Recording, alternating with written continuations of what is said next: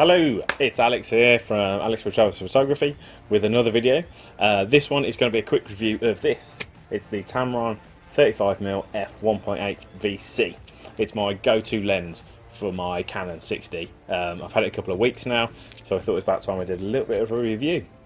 So yeah, let's get cracking with the review, shall we? The first thing I'm going to talk about is the build quality. So the SP stands for Special Performance. It's a new range by Tamron, and the build quality is far better than it used to be. Tamron build quality used to be a little bit ropey. This is really well put together. It weighs just under 500 grams, so half a kilo, so it's actually quite light for this sort of lens. The Sigma 35mm is quite a bit heavier. It balances well on this camera. I have no issues with it. It balances well. It doesn't feel front heavy. It's nice to hold, nice to use, that sort of thing. It's a metal construction. It's got a metal barrel. Feels really nice. The filter thread is metal, as is the actual mount itself. It's also weather sealed. There's a rubber gasket under here, which is always nice to have. It does come with this plastic lens hood, which I say is plastic, but it feels decent. It feels well made. It clips on, it's reassuring. So yeah, no complaints there. It doesn't come with a bag, so if you like them to come with a bag, it does not. And it comes with the clasp style lens cap, which I much prefer over the old school style, which actually most people go with the clasp nowadays. Two switches, the only two things on the lens: VC on and off, which I'll talk about in a minute, and AF, some manual focus. So AF and MF focus switches. Reassuring little click, really quite a nice switches on there. At the top you've got a distance meter, nice to have. I don't really use one myself, but it's always nice to be there. And then the only bit of detailing you've got here is this little SP logo on the side. It's a really nice construction actually. It's a nice design. I think it looks really good. It looks quite stylish. The rebranding, this SP rebranding so far looks really good, far better than they used to be, the Tamrons. It's stylish, it's sort of unobtrusive, it goes well with the camera. Build quality feels good, it feels hefty. Oh, one thing I forgot to mention, manual focus. It's obviously got full-time manual focus override, which is handy to have. In this price range you'd sort of expect that. It's rubber, it's got a rubber texture to it. It's quite light, turns quite freely, but it's got a little bit of dampening to it. There's little bump stops at the end you can feel, but it will continue to turn. So no complaints there. I don't really use manual focus all that much, to be honest with you. Not on this anyway. I did on my Sony, but not so much in the Canon. But there you go. So yeah, overall build quality, quite pleased with that. Not bad at all.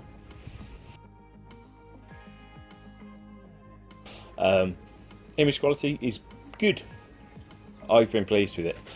It's sharp at 1.8. The depth of field is obviously really narrow, so you do have to be quite precise with it, but when you get it sharp, it's sharp. It looks quite good at 1.8. As soon as you start dialing it down to f2, 2.84, it just continues to get sharper. So from a sharpness point of view, from an image quality point of view, quite happy with that. I am a bit of a pixel peeper, so I do like to make sure things are crisp, so yeah, I have no complaints with it. I'll happily shoot this at 1.8 when I can. It does have some vignetting, especially wide open. Doesn't bother me at all. I honestly couldn't care less, because it's so easy to get rid of in post. But I actually quite like a bit of a vignette anyway. I usually add it in post. I like a vignette, that's just me. If you don't like a vignette, you will have to remove it, but it's not that bad. Colour fringing, there's a bit of that as well. A bit of colour fringing, bit of chromatic aberration, that sort of thing when you're shooting into the light. Again, it's really easy to get rid of in post, but if that's a deal breaker for you, you may want to look elsewhere, because there's a fair bit of it in this. Flaring, not bad. I did a little fitness shoot not too long ago, and I was shooting directly into the sun. It handled the flare quite well. There was a little bit of it, but it wasn't too bad. So I was quite happy with that. Contrast, it's good. Colours come out quite natural. They look quite good. I'm quite happy there. Yeah, the bokeh is smooth. It's spherical. It melts away nicely. It's not distracting as it can be on some lenses. It's good. It looks really good. I have no complaints with that. Image quality wise, it's really good. It's spot on.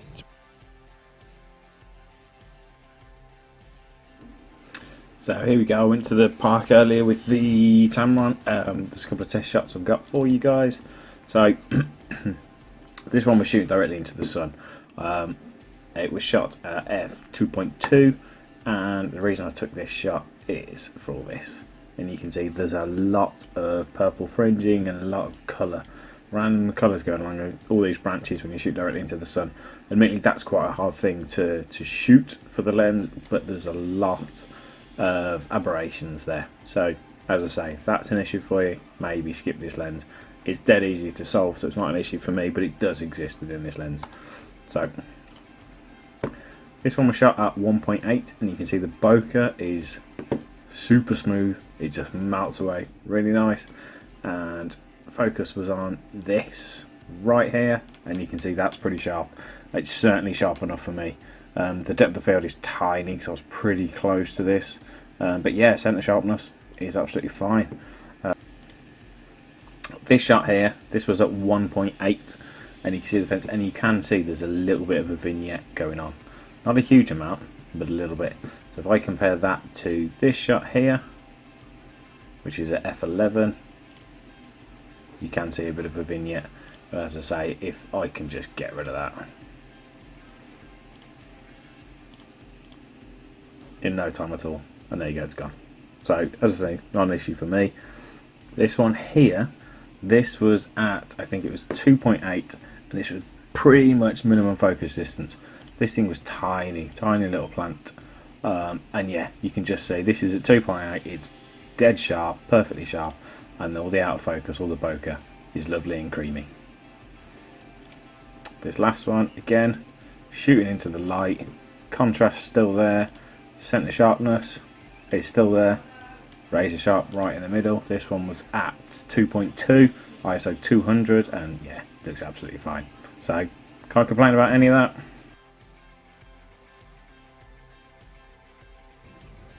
Focus, it's accurate enough and it's fast enough. It's not the fastest lens I've ever shot with. It's certainly not as fast as, say, my Sony 70-200 f4, which is really quick. It does focus fast enough for my usage, but if you want something rapid, you might want to look elsewhere. But it hits most of the time. I've not really had any misses. When I first got it, it was front focusing a little bit, so I've had to put some micro adjustments in there, but nothing too major. Now it seems pretty spot on. If I minimum to infinity, let's do that again. It's not too bad. It's certainly not loud, but it's also not silent. I've used quieter lenses again, but realistically, no one's going to complain. No one's going to notice it when you're out shooting. But it's probably this lens's weakest aspect is it's a little bit louder than some modern lenses, and it's probably a little bit slower than some modern lenses. So if you're after the fastest focusing lens around, this isn't the one to buy. But for my usage, for everyday usage, it's perfectly fine, to be honest with you. On the point of focusing, the minimum focus distance, real selling point for me. It's really, really close. So you can get, it's 20 centimeters from the sensor to the subject, which means you can get really, really close to the point where it's almost a macro lens. Not quite, but close. That makes it really versatile. You can be out and about shooting landscapes, and you can get really close and do some details. For me, car shows, I do a lot of general car portrait stuff, but then you can get really close and do some of the details and the logos and the emblems and stuff without having to faff around changing lenses.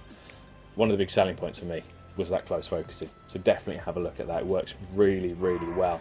That's also probably one of the reasons why it's a little bit slow to focus, because it's got such a long range to go through, and unfortunately there isn't a limiter. If they put a focus limiter from 3 meters to infinity, that'd probably sped it up, but there isn't. So swings and roundabouts.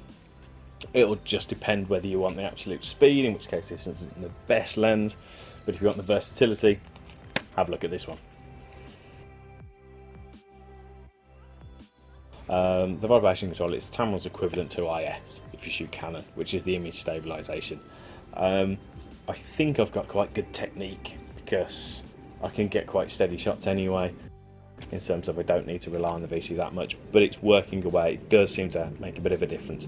I've shot this down to 1/10 of a second perfectly fine, and with quite a high keeper rate with the VC on, so yeah, it's there, it's working away. You can't hear it do anything. The viewfinder doesn't shake away, and then, you know, sometimes with VC or with IS, you'll see it engage and it will shake, and then the viewfinder will lock in. You don't see any of that with this, so it's quite nice. It just works away, but it doesn't let you know it's doing anything. It's just doing it in the background like a silent little helper, so that's really handy to have. Wouldn't necessarily buy it purely for the VC. It's a 35mm. You'd probably manage without it, to be honest with you, but it's a nice addition. It's certainly not going to be a complaint that it's there anyway. So, this is a real quick video test. I've got the missus, she's holding the camera. This is handheld with the 35mm, and VC is on. So it should be relatively steady. You can get an idea of how the VC is working. Bear with me. Am I still in focus? Yes. Cool. And that's with the VC off. So you may notice a little bit of camera shake. As I said, at 35mm, you're not going to notice a huge amount, not compared to say a 200, but you may notice a little bit of a difference. Price and value. That's a bit of a sore one, a bit of an iffy one. In America, this sells for $599 US, which is not a bad price. But over here in the UK, it also retails for £599 pounds, which to me is a little bit annoying. The pound isn't that strong against the dollar at the minute, but you would expect it to sell for a little bit less, to be honest with you. Again, the Sigma 1.4 35mm, that sells in the US for $850, I believe, $850. Over here, this sells, the Sigma sells for $599. So the Sigma over here is the same price as the Tamron. Now, that's a little bit frustrating. If the Sigma's valued more, which is why it's selling, you know, more expensive in America, it feels like you're getting a bit of a sore end of a deal over here buying this one instead of the Sigma. So weigh that up. I didn't pay £599 for this. I've mentioned it in another video. I used E-Infin or E-Infinity. They import from Hong Kong, but they're much cheaper. I paid $440, I think it was $430 for this. So I saved 170 quid, which is quite a lot of money. You know, it's over 20% of the actual cost. So definitely have a look at them if you're interested. Why did I buy this over the Sigma? I could get it for cheaper, as I say. I got it for a good 100 or so quid cheaper, which was nice. And the versatility for me. I didn't want to have to be messing around changing lenses to go close up and to do all this sort of thing. I didn't want the faff. So that minimum focus distance for me was a massive selling point.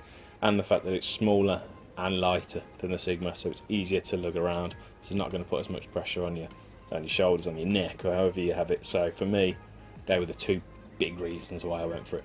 The VC is nice to have, but I wouldn't necessarily buy it over the Sigma per se. The Sigma is obviously faster at 1.4. This has the VC, so you weigh up what you're going to shoot. If you're shooting moving subjects in low light, the VC is going to be of absolutely no use at all. So that extra third of a stop for the Sigma may help. If you're shooting stationary stuff in the dark, the VC will be really useful, so maybe have a look at this one. So that's it. That's my review of the 35mm. It's only an initial review. I've had it a few weeks. I've done a fair few shots with it now, so I have an opinion of it. That may change over the coming months as I do a bit more. I may do another 6-month review in 6 months' time. But initially, yeah, I'm pleased with it. I really am. It's a good lens. So, if this video was useful for you, please give it a like. Give my channel a subscribe if you want to see any more. I think I've got about 13, 14 subscribers now. Thanks, guys. So we're getting there. Yeah, thank you very much. Any comments, pop them down below. I will definitely read them. And I'll see you next time. Ciao.